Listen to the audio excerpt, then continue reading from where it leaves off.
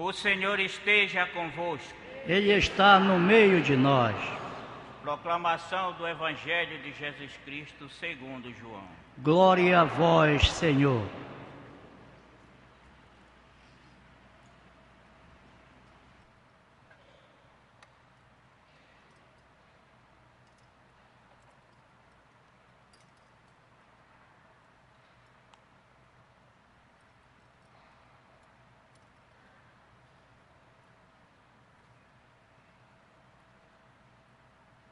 Era antes da festa da Páscoa.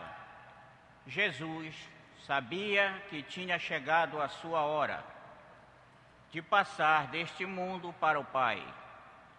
Tendo amado os seus que estavam no mundo, amou-os até o fim. Estavam tomando a ceia. O diabo já tinha posto no coração de Judas, filho de Simão Iscariotes, o propósito de entregar Jesus. Jesus, sabendo que o Pai tinha colocado tudo em suas mãos e que Deus tinha saído e para Deus voltava, levantou-se da mesa, tirou o manto, pegou uma toalha e amarrou-a na cintura. Derramou água numa bacia e começou a lavar os pés dos discípulos, enxugando-os com a toalha com que estava cingido. Chegou a vez de Simão Pedro.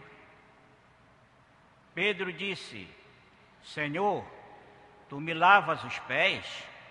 Jesus respondeu: Agora não entendes o que estou fazendo, mais tarde compreenderás.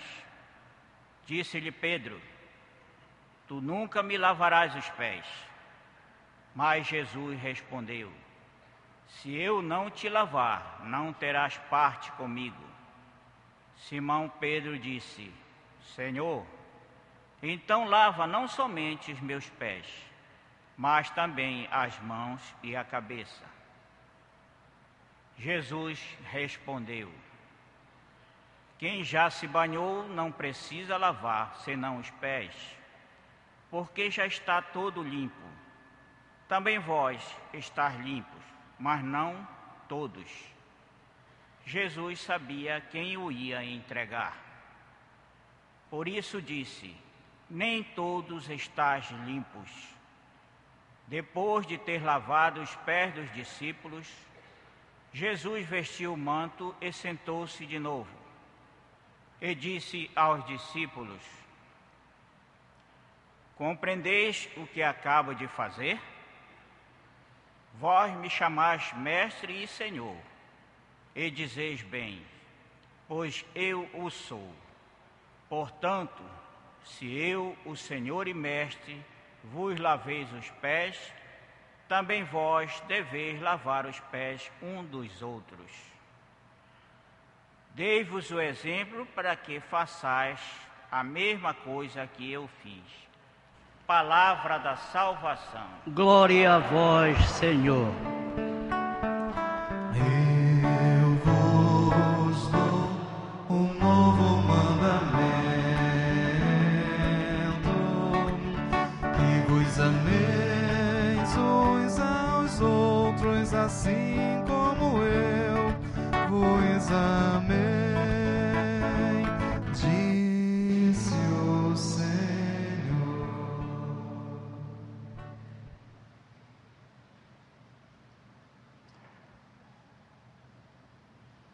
Caros irmãos e irmãs, sejam todos bem-vindos a este nosso encontro de irmãos e hoje, nesse dia especial, Quinta-feira Santa, na missa da Ceia do Senhor, missa da instituição do sacerdócio.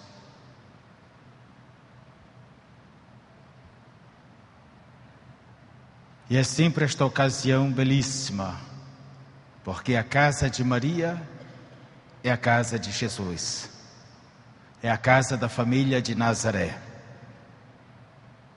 Jesus, Maria e José.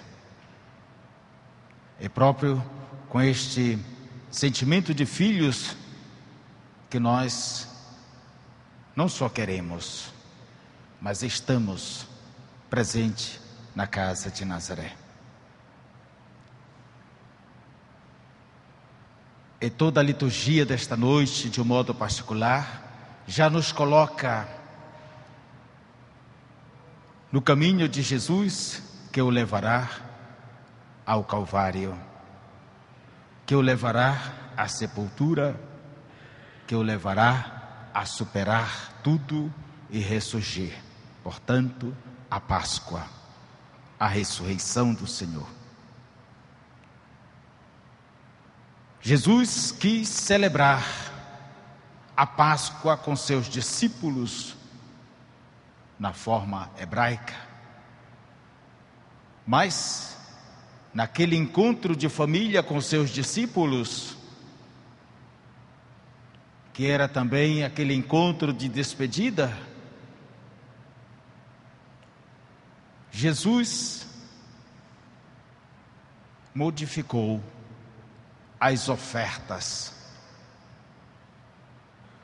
ou melhor, os elementos básicos da ceia pascal. Se na ceia pascal hebraica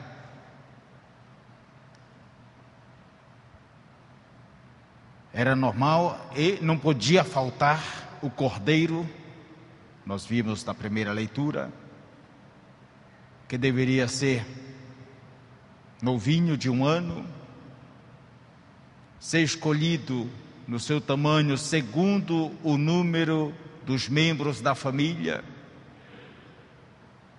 ou dependendo da situação da família, até juntando com outra família. Deveria ter o pão sem fermento, a erva amarga,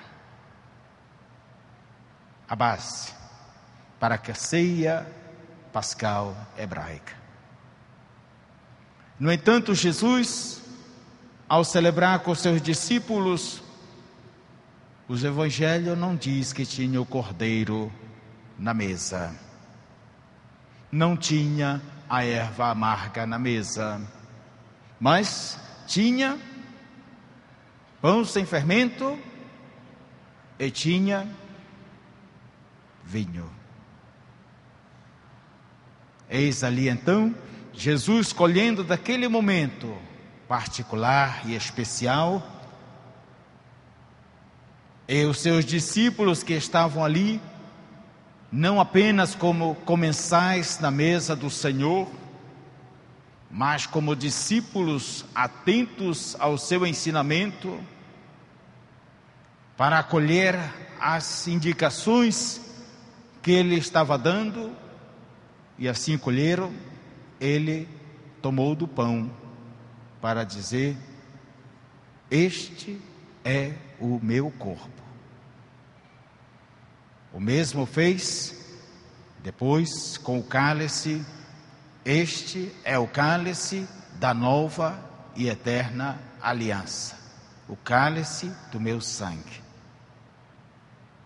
Tomai e comei, para o pão apresentado e consagrado como seu corpo, tomai e bebei ao vinho transformado do seu sangue. Assim, ele então deu uma nova fisionomia àquela ceia hebraica.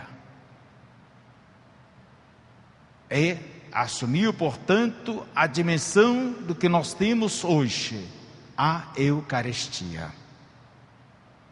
Jesus, nos seus ensinamentos, sempre foi dizendo aos discípulos: eu sou o pão vivo que desceu do céu.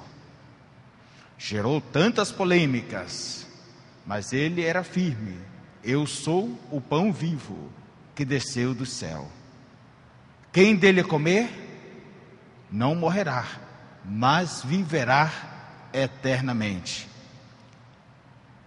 Só que Jesus passou das palavras aos atos. A quinta-feira, portanto, na ceia, ele entregou assim O pão transformado do seu corpo é o vinho do seu sangue. E assim os discípulos acolheram. E assim os discípulos transmitiram para as suas comunidades, para a igreja. São Paulo, na segunda leitura de hoje, nos faz a referência àquela ceia, aquele encontro no cenáculo de Jesus com os discípulos. E Paulo não estava naquela quinta-feira com Jesus e os discípulos. Mas ele diz: como o Senhor me transmitiu, e foi isso que ele me transmitiu, eu vos anuncio. Jesus tomou o pão, deu graças, partiu e disse: isto é meu corpo, tomai e comei. Todas as vezes que eu comerdes, fazei-o em minha memória. Do mesmo modo com o cálice, tomai e bebei. Todas as vezes que eu beberdes, fazei-o em minha memória. É o mais antigo texto da Escritura que nos apresenta a instituição da Eucaristia. É do apóstolo Paulo. E a comunidade cristã, até hoje, permaneceu fiel a esta ordem do Senhor que Ele deu à sua igreja. Porque naquela noite mesma, Ele disse aos seus discípulos: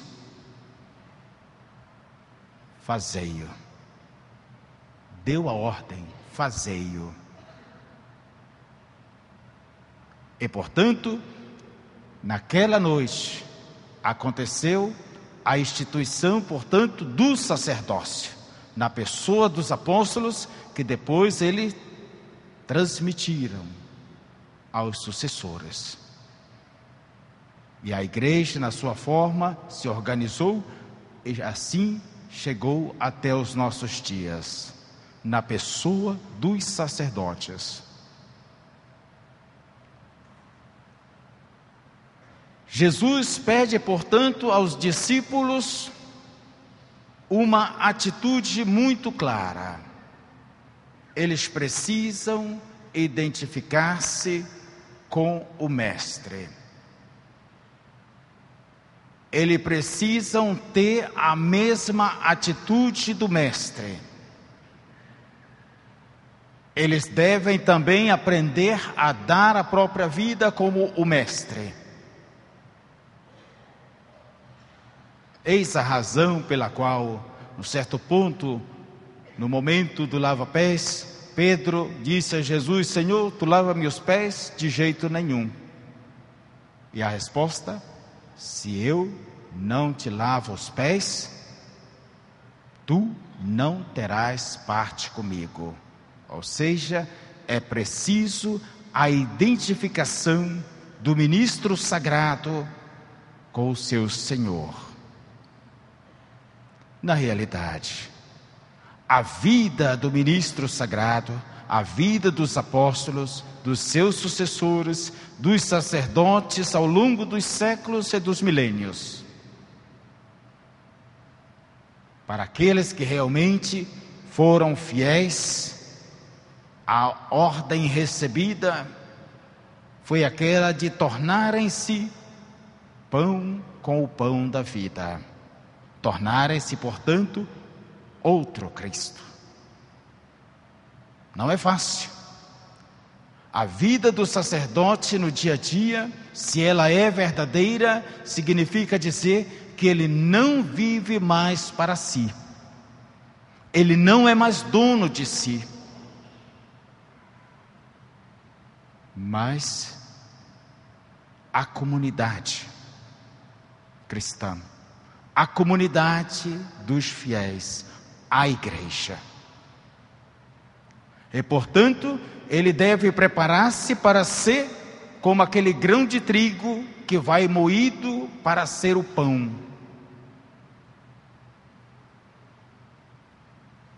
E é uma experiência que não é fácil. Ser este grão de trigo que é moído cada dia.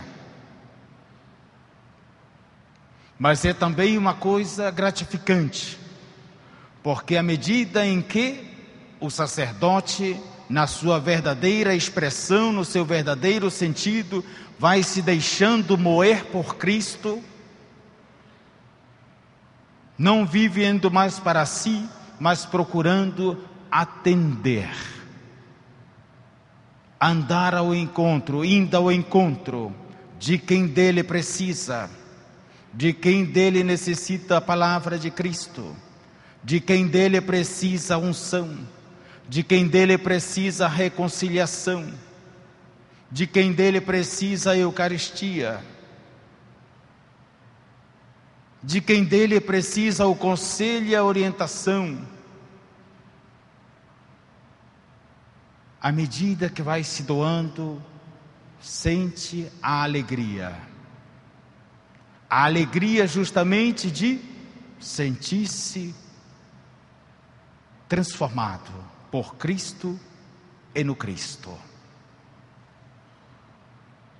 É o grão que realmente morre para dar vida e produzir vida.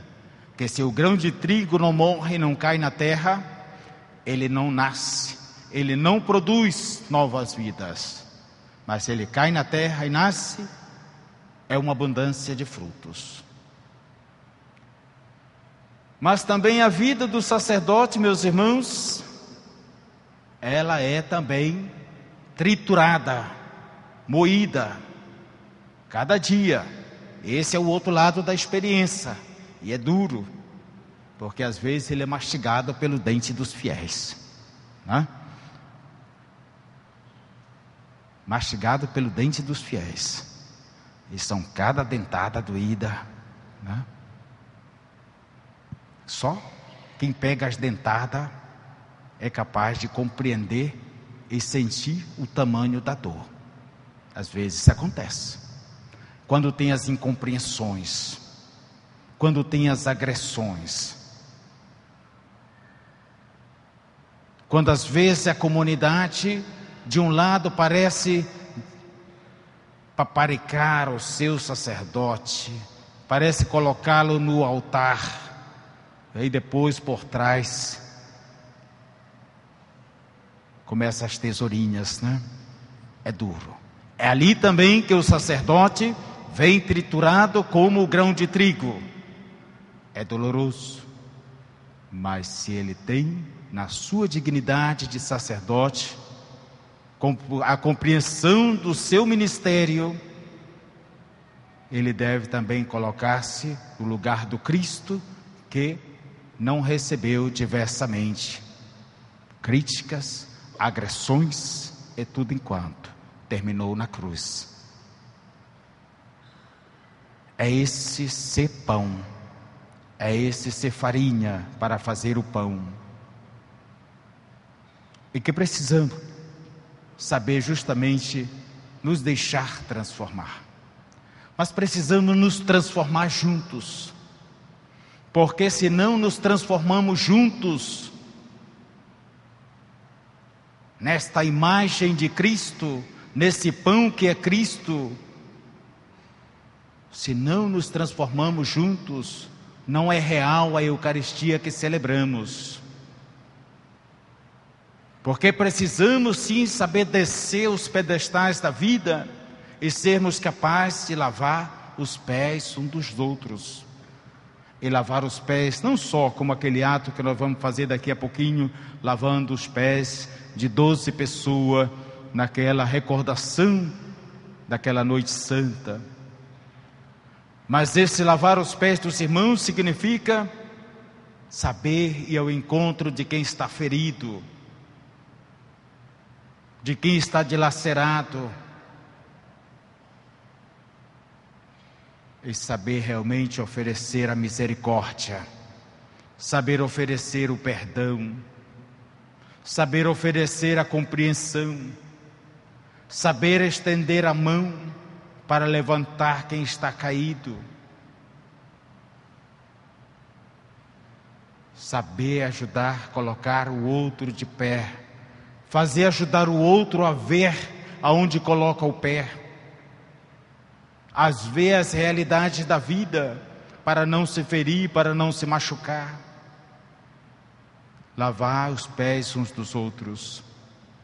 Assim Jesus, quando fez aquele ato com os seus apóstolos, depois disse a eles: o que fiz agora, compreendereis depois. Porque justamente era a necessidade e é aquela necessidade. E aqui não só a necessidade do sacerdote, mas a necessidade também da comunidade cristã, a necessidade também de todo aquele que é batizado. Saber realmente descer os pedestais da vida, saber lavar os pés uns dos outros. Aquele casal que o esposo sabe lavar os pés feridos da esposa, quando às vezes fala pelos cotovelos, quando é agressiva, quando às vezes apronta na vida, é também isso, lavar os pés. Da mesma forma a esposa lavar os pés do esposo.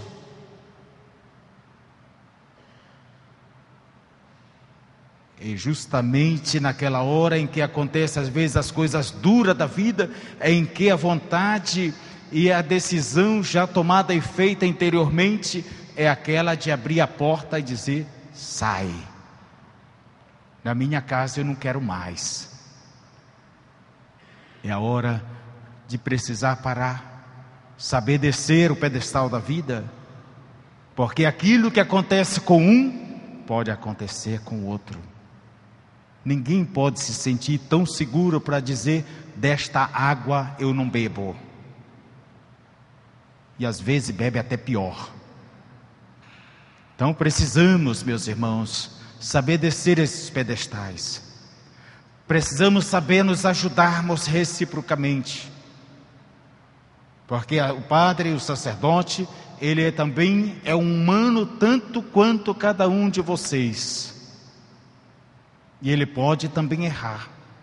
E se ele errar, não tenho medo de chegar com ele. Não tenho coragem. Fale com o bispo, se trata de um padre diocesano. Fale com o superior religioso, se trata de um religioso. Mas não fale pelas costas. Não fale pelas costas. O mesmo vale na comunidade cristã, quando um irmão na comunidade, um leigo, uma leiga, falha, erra. Muitas vezes compete ao sacerdote, porque às vezes os outros não têm a condição e a coragem de chegar, ao sacerdote de chegar e fazer a correção. Precisamos ter coração e mente aberta, capaz de acolher quem nos ajuda, quem nos estende a mão, quem nos acolhe. E assim, meus caros irmãos, é o que Jesus nos diz então: dei-vos ou dou-vos um novo mandamento. Dou-vos um novo mandamento, que vos ameis uns aos outros. Repitamos: que vos ameis uns aos outros. Repitamos na forma plural nossa: que nos amemos. Que nos amemos uns aos outros. E é por aí, meus irmãos, o caminho. Deixemos então que Cristo nos conduza. Amém. Amém.